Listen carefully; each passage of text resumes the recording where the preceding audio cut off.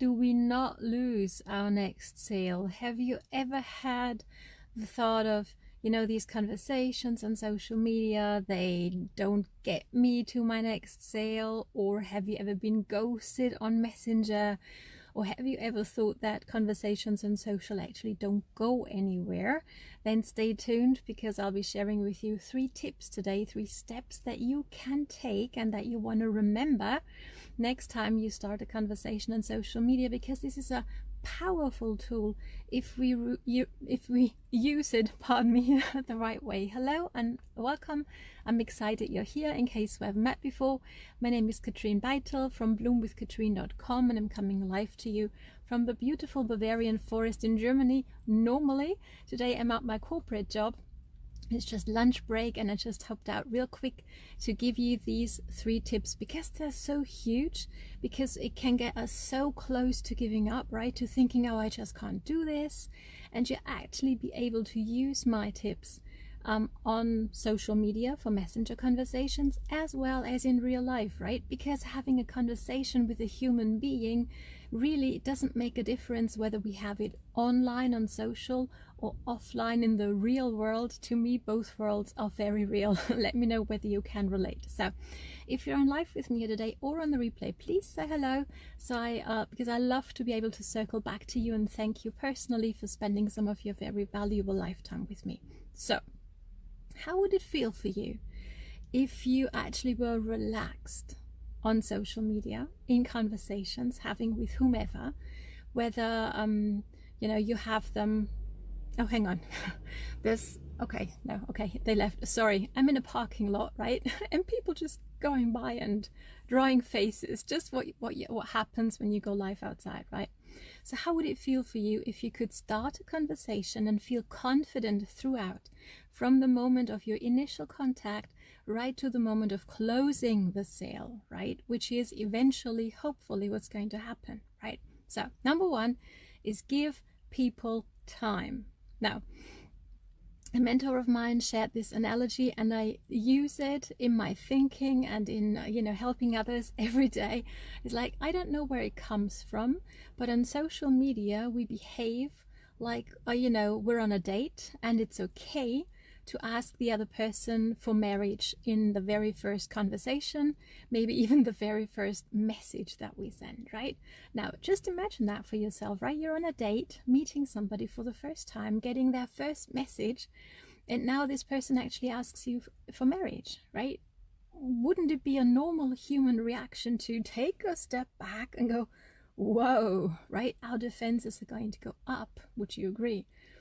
For whatever reason, I'm not quite sure, maybe it's that instant gratification that we're used to on social media. Everything is at our disposal, apparently, at the, you know, with just one click, right? Thing is, when I accept a friend request, or when I have somebody accept my friend request, it's not to be sent the sign-up link right away, or the amazing thing, whatever it is that they have. I truly and honestly would love to get to know the person, right? So we can build know, like, and trust with each other. We don't ask each other for marriage instantly. Why would we do it on social media? So for me, what's really a good analogy as well is, I don't know about you, but I used, at least, to love red wine. I haven't had any alcohol in years because I just don't like it anymore. But back then, I'll always remember that, you know, when you open that bottle of really awesome red wine, right? A Rioja, for example, that used to be one of my favorite kinds of red wine, and you have to let it breathe, right, to really develop its full aroma. That's what we want with relationships as well, right? So let's give each other time to breathe, to get to know, like, and trust each other. That's very, very important. Now, tip number 2, and this might be scary, and let me know whether you can relate, because I know I can. I used to struggle big time with this. You want to ask for what it is that you want. You want to ask for the sale. And you want to do it, and this is something I learned from Matt Morris, you want to close early and often, okay? And this used to so scare me. Let me know if I'm the only one or whether you can relate a little bit, right? So what happens is we have that conversation, we build the know, like, and trust, and we finally get to have a conversation about what it is we have to offer, right? And by the way, from the initial contact and having that conversation doesn't have to take eternity, right? It's really just about asking the right kinds of questions. And if you need training on that, feel free to reach out to me, because I'm sure that I'll be able to help you and direct you to the right kind of training that's going to, move the needle forward for you in that matter. But so say you've given your information, and now it's like time to ask for the sale, right? Are you ready to get started? Something along those lines. Now, really, it's a simple process. You give the information and you ask for the sale. When you get into that habit, it's really a simple process, and it's a process that's going to duplicate because it's simple. But what naturally happens often is you're going to get some sort of objection. I need to think about it. I need to talk to my spouse about it, whatever. You've heard these before, right?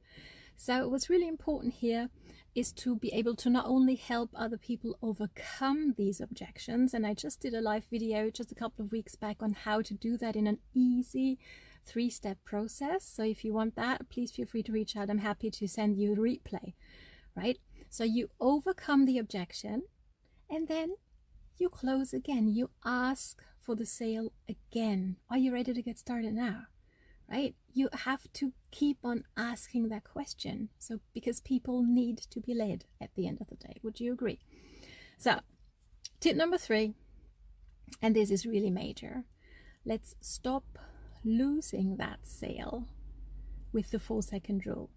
Because I don't know about you, but I used to struggle majorly with that awkward silence moment, and I'm going to be silent for just a few seconds here in a second, okay? So let's imagine this, right? You've given your information and you've asked the question, whew, okay? And now you hear nothing. And that can be really awkward, and it can be difficult to, not to interrupt that silence. Would you agree? Right. So we start talking because it's uncomfortable. And what we're actually doing, we're interrupting a very important mental process that's going on in the other person. And here's the thing. What would you think? How many seconds does it take on average for an adult person to make a buying decision for something that ranges between 100 and 1,000 or even a few thousand euros in my case, or maybe dollars in yours, right? What do you think? How long does it actually take us to take that decision? It's not long. It's on average 4 to 8 seconds. It's not long, right?